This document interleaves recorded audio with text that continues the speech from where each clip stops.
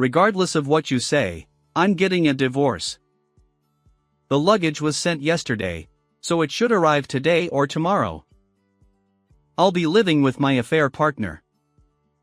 Is 5 cents sufficient as compensation? Affair partner. Does that mean you were cheating? That's what I'm saying. So please leave. Well, I'm okay with it, but Huh? the luggage my husband sent to our home keeps arriving. Most of it consists of young women's clothing, accessories, and fashion-related items. There are even some branded bags. Presumably, my husband purchased these items. My name is Mia. I'm 28 years old and work for a reputed company. I belong to the secretarial department and serve as the secretary to the managing director, who happens to be the president's son. Every day, I diligently handle my work. Then one day, out of the blue, the managing director proposed to me. Things progressed smoothly, and we decided to get married that fall. My husband's name is Michael. He enthusiastically says, Once we're married, let's have lots of children. I respond, you're getting ahead of yourself. He insists. Our kids alone could form a baseball team. I playfully reply, oh, Michael. Spare me. And so, Michael is quite passionate about starting a family. However, I still find Michael, who is the same age as me, a bit childish at times. Secretly, I've been using contraception. While having many children might be fun, I know it'll be exhausting for me. So, even if we have several kids, I plan to limit it to 3, with no more than a 2-year gap between births. Michael has been unusually swift in his promotion to the senior managing director since our marriage, and there are high expectations within the company that he might become the next president. The company where I used to work had Michael's father as the president at that time. My father-in-law is truly a wonderful person, and now he has become the chairman. When Michael was the managing director, I also had interactions with him as I worked in the secretary's department. Since you left your position as a secretary, our secretarial office has been short-staffed. We're in a bind. Well, Dad, anyone can handle my job. That's true. Well, I'm delighted that you married my son. It's a significant loss for the company. Flattery won't change anything, Dad. However, my father-in-law's words seem to hold some truth, as the secretarial department is always bustling. The new secretary who replaced me after I resigned is a young woman with a seemingly sole talent for being cute. I heard this from my father-in-law. Hey, is your new secretary doing well? Oh, she's doing her best in her own way. It's a work in progress. I also subtly asked my husband out of curiosity, and he seems to be watching over her warmly. Well, Michael is kind to me, and it seems stress-free, so maybe it's fine. Or so I thought, but Michael's workload has increased significantly since his promotion, and he's gradually become more harsh with me. It's likely due to the added responsibilities, and perhaps this is where my efforts truly matter. After all, as a wife who entered into marriage, supporting my husband is my role. I had put thoughts of having a baby on hold. On that day, Michael seemed a bit moody. Listen, I won't need a packed lunch from now on. Huh? Why? The senior managing director finds it embarrassing to have a packed lunch. I'll be eating out with colleagues from now on. I see. Understood. What's the problem? Worried about lunch expenses? I never said that. Anyway, that's how it is. You don't need to make lunch anymore. His words felt somewhat disheartening. I had been doing my best, considering nutritional balance for Michael. But I suppose he has his own social obligations. So, starting the next day, I stopped making packed lunches. And then, he started finding fault with me for other things. The cleaning wasn't up to par, there were wrinkles in the laundry, and still no children. I believe I've been thorough with both cleaning and laundry, but it seems not to have reached him. I often wondered what could be the cause of Michael's irritation, but no matter how much I thought, I couldn't pinpoint anything. Perhaps there's something I'm not aware of. Days of inner turmoil continued. I even consulted my mother-in-law. Like my father-in-law, she treats me well. So, what's the consultation about? Is something wrong? Well, Michael seems a bit off lately, and I can't figure out why. I see. Perhaps I was too lenient in raising him. I apologize. He can be quite selfish. No, he's an adult now, so it's not your responsibility. If I get the chance, I'll talk to him and make sure he doesn't trouble you. That's okay. It might be a marital issue, so I'll find the right time to ask him. Really? Are you sure?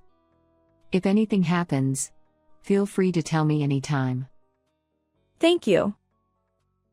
In the end, I returned home without seeking any help from my mother-in-law. But I worried that if Michael found out I'd confided in her, he might sulk again. So, I think this was for the best. Just when I thought that way, something unexpected happened. My husband was assigned to a client company, making it difficult for him to commute from home. So, he embarked on a solo assignment for about a month. Honestly, I felt a bit relieved because dealing with my husband's moods every day had been quite taxing. Despite not being a drinker, he started consuming alcohol and spouting hurtful words or nitpicking at my household chores. The day after drinking, he'd struggle to wake up in the morning, even missing work. It seemed like he was losing his professional edge. Perhaps this change of environment would be good for him too. I hope it provides a refreshing break, and he returns to being the kind husband he used to be. Around 2.5 weeks after my husband's departure, something else happened. Maybe I let my guard down due to his absence, but my health deteriorated. Feeling feverish, I visited my regular doctor. To my surprise, I received unexpected news. I was pregnant. The thought of having a baby genuinely made me happy. Perhaps this could be the catalyst for Michael to become a doting father. It felt as though this little one had brought some happiness into our home. Just as I was contemplating whether to inform my husband about the pregnancy, I realized he would be returning in another 2 weeks. Rather than communicating through calls or emails, I wanted to see his face and share our joy in person. So, I decided to wait for his return. However, I desperately needed to confide in someone. I chose to share the truth with my in-laws, keeping it confidential. Given that they would soon become grandparents for the first time, they were genuinely thrilled and concerned about my well-being. My mother-in-law, having previously discussed my husband's recent moodiness, assured me that she would keep an eye on him. As the anticipated homecoming drew near, my husband unexpectedly extended his stay, leaving me without communication for several days. Something felt off. Trusting my intuition, I called his workplace. I have an urgent matter. Could I speak to my husband? The office staff replied. The senior managing director Smith is already back at his company. Does that mean his assignment has ended? Yes, but... Is everything okay? Caught off guard, I quickly improvised. Oh, how embarrassing. I misunderstood. I apologize. Everything is fine. What should I do? Where is he now? No response. And I'm worried. Consulting my father-in-law or mother-in-law would likely escalate the situation. Besides, being pregnant, I wanted to avoid emotional instability. So, I decided to try contacting my husband's cell phone once more. To my surprise, after days of silence, he suddenly called the next day. Startled, I answered the phone promptly. Michael? Where are you right now? Anywhere is fine. I called because you contacted me. Anywhere is not fine. What on earth is happening? I want a divorce. What? I was left speechless by the unexpected divorce announcement. And then my husband added more surprising words. Regardless of what you say, I'm getting a divorce. The luggage was sent yesterday, so it should arrive today or tomorrow.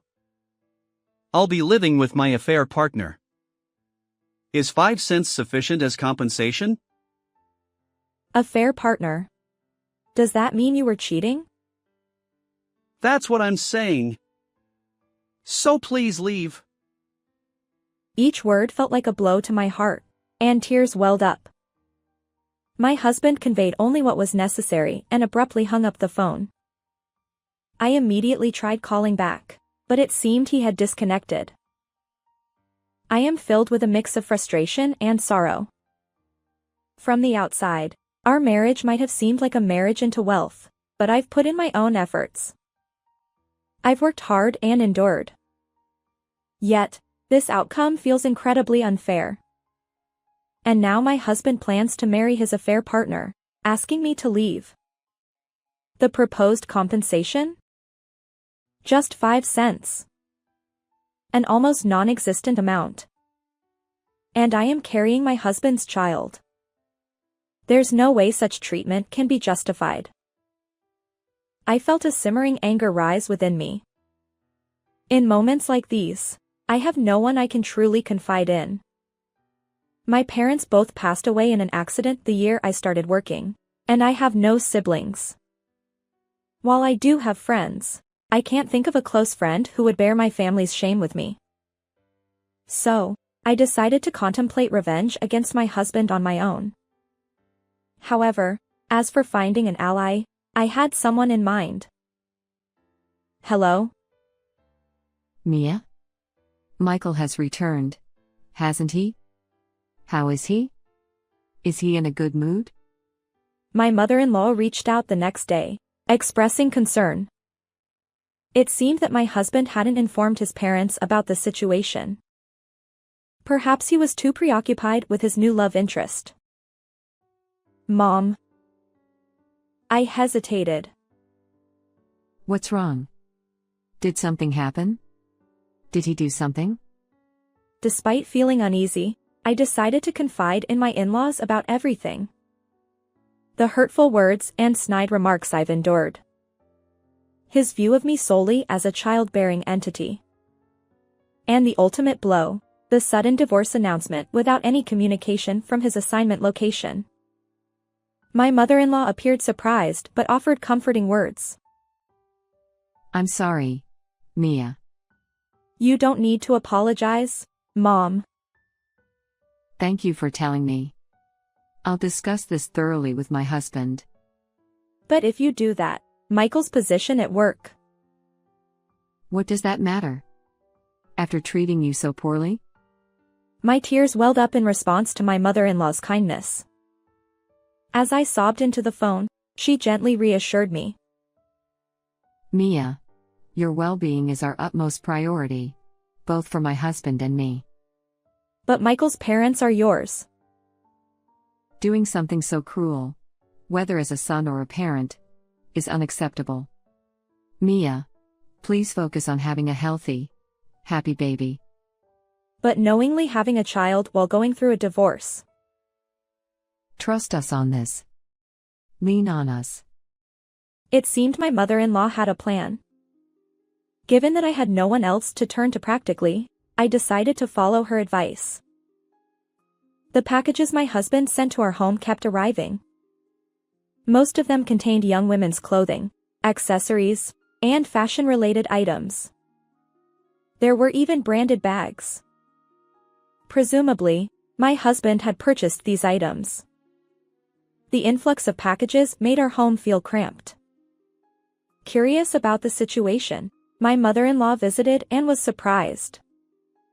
Despite my initial reluctance to rely on my in-laws without informing my husband, I decided that since I was pregnant and would only stay briefly, it was acceptable to seek their help. According to what I heard from my in-laws, my husband hasn't contacted them or shown up at work. He's apparently using up his paid leave days. My father-in-law is furious that his son isn't communicating. As a professional and as a human being, he's a disgrace. Dad, please don't scold him without hearing the whole story. But what he's doing isn't morally acceptable. That's true. I never thought he'd be like this. And so, I decided to put into action the secret plan my in-laws had shared with me. One day, I contacted my husband, saying I had an important matter to discuss about the divorce. Falling right into the trap, he called me back with a blocked number. Well, have you submitted the divorce papers I sent? Not yet. Then what's this important matter? Will you agree to the divorce? If you accept certain conditions. What's with the high and mighty attitude? Are you saying you can't survive without my income? And we agreed on 5 cents for alimony, right? We never made such an agreement. There's no written confirmation. Mom? Why? Your dad is here too. Should I switch the call? I had the phone on speaker. The conversation was an open book to my in-laws. My father-in-law finally spoke up. I got you fired from your job. And that secretary, Sophia, too. Wait a minute, Dad! You can't just spring this on me. Mia had something even worse suddenly dropped on her. This is nothing. You don't have to go that far. I'm wondering what I should do from now on. Think about Mia. She's been through worse. Despite feeling embarrassed by my husband's confusion, I interjected. I won't give you a single cent. Well, is that acceptable? I'm fine, but... Huh? I'm pregnant. I never heard about that. But there was no right moment to tell you. But you won't get any alimony. That's because there's no record of it. If we fight, I'll win. No, I didn't know. You never gave me a chance to tell you. I knew about my pregnancy during your assignment. This is... You're already jobless. And that's not all. You'll pay Mia and the child proper alimony and child support. Your severance pay is a drop in the bucket, but you'll figure out the rest. Dad, I messed up. I'll break up with Sophia and take care of Mia and the child. Just don't fire me. It's too late. I'm disappointed in you. Go start fresh with your new woman. Mia will stay with us for a while. If you want to come back, you can. Stay with you? Mia? Mia has nowhere else to go. Besides, she's been treated horribly by her own husband. We'll take care of her. Mia won't be comfortable here either. So once you've paid her enough, she can leave. Michael, that's how it is. You're the one who put these ideas in their head.